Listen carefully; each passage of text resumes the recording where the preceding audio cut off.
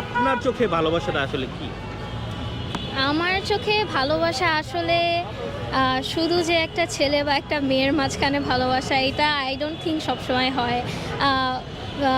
পরিবার, বন্ধু-বান্ধব এদের মধ্যেও ভালোবাসা, আমি ভালোবাসা এটা অ্যাকচুয়ালি মেয়ে ছেলেদের মধ্যে হয় না, সবার মধ্যেই হয়। আমি যেমন আমার বিড়ালকে অনেক ভালোবাসি।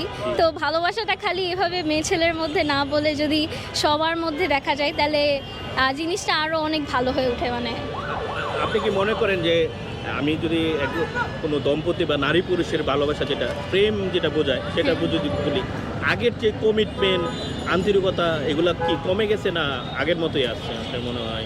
আসলে যেটা আপনার বাবা মার মধ্যে দেখেন, হ্যাঁ। সেই এরকম আন্তরিকতা কি এখনকার জেনারেশনে পাওয়া যায় বা দেখা যায়?